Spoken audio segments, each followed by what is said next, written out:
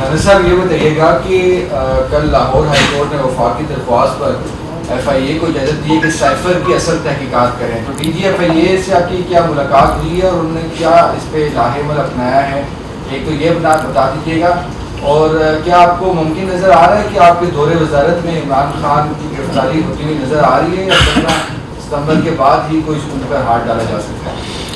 देखें, जहाँ तक उनकी गिरफ्तारी का मामला है, ये केसेस ऐसे हैं कि जो कि बिल्कुल साबित हैं, तो इसलिए वो जो बात बनी हुई है ना कि बकरे की माँ कब तक खैर मनाएगी, उन्होंने बिल आखिर अपने इन जराइम का हिसाब तो देना ही है। लेकिन इस बारे में मैं कोई पेशीन गोई या प्रीएम्प्ट करने की पोजीशन में मैं खुद ही जाना नहीं चाहता। ये इन्वेस्टिगेटिंग एजेंसी जो हैं वो बेहतर बता सकती हैं कि वो किस मरहले पे जो है वो प्रोसिक्यूट करेंगी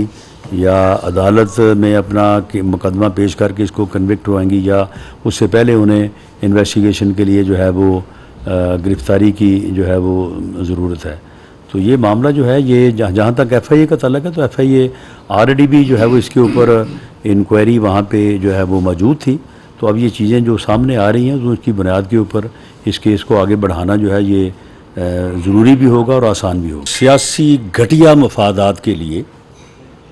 इस मुल्क के ख़िलाफ़, इस मुल्क के अदारों के ख़िलाफ़ जो है वो साजिश की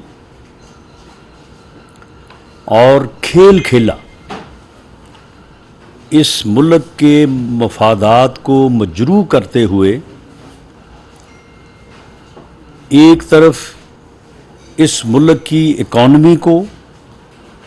जो है वो बर्बाद किया, बहरान का शिकार किया, और दूसरी तरफ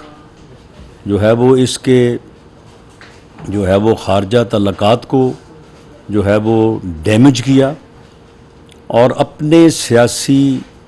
और ज़ाती मफाद के लिए जो है वो एक खेल खेला और साइफर की बुनियाद पे जो है वो एक ड्रामा, एक ढोंग रचाया और जो है वो एक ऐसा जुर्म किया जिसकी सज़ा जो है इसे हर कीमत पे मिलनी चाहिए, क्योंकि पाकिस्तान के मफादात के साथ खेलने वाले खिलाड़ियों ने अब ख़ुद ही जो है वो एतराफ़ जुर्म जो है वो कर लिया है। आज़म खां का जो बयान है उसमें वो ऑडियो जो इससे पहले मंजर आम पे जो है वो आ चुकी है उसकी तस्दीक भी करता है, और उसके अलावा उन्होंने फिर बड़ी तफसील के साथ ये बताया है कि कब सेक्रेटरी खारजा उनके इल्म में ये बात लाए और इसमें और कौन कौन मुलव्वस था। शाह महमूद कुरैशी साहब जो हैं इसमें पूरी तरह से वो पार्ट एंड पार्सल है, इस जुर्म में वो पूरी तरह से जो है वो शरीक है और बाकायदा जो है वो एक मनसूबा बंदी के ज़रिए जो है ये ढोंग, ये ड्रामा जो कि पाकिस्तान और उसके अदारों के ख़िलाफ़ था, जो नफ़रत फैलाने के लिए पाकिस्तान के ख़िलाफ़ जो है वो रचाया गया और अपने मफादात के हसूल के लिए जो है वो रचाया गया, यह वो पूरी तरह से जो है वो इसमें जो है वो अयां है। और इसमें जो है वो आज़म खान ने अपने बयान में ये भी बताया है कि इमरान खान को ये कहा गया कि आप ये ना करें, ये एक सीक्रेट डॉक्यूमेंट है और इसको इस तरह से पब्लिक करना जो है ये जुर्म है। लेकिन उन्होंने अपने मफादात के लिए, अपने सियासी मफादात को हासिल करने और अपोजिशन जो उस वक्त अपोजिशन के ख़िलाफ़ जो है वो इस चीज़ को जो है वो एक बयानिया बनाने के लिए जो है वो इस्तेमाल किया, जानते बूझते हुए। और इसी तरह से उन्होंने अपने बयान में ये भी बताया कि वो फिर जो सीक्रेट डॉक्यूमेंट था वो उन्होंने साइफ़र जो है वो इमरान खान को दे दिया, उन्होंने मांगा उनसे। और उसके बाद अगले रोज़ जब उनको पूछा गया तो उन्होंने कहा कि वो तो गुम हो गया मुझसे। तो जब उन्होंने कहा कि जी आपने तो कल वो लहराया है जलसे में तो वो आपके पास है, जबकि आप मुझे कह रहे हैं कि मेरे पास नहीं है, तो उसने कहा नहीं वो तो मैंने एक और वैसे ही एक कागज़ जो है वो जाली तौर पे लहरा दिया था, वो तो मुझसे गुम हो गया। जो कि साफ ज़ाहिर है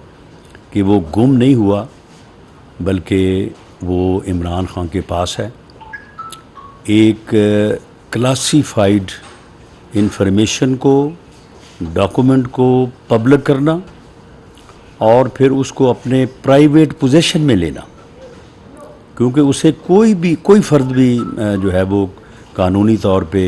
इस बात का अहल नहीं है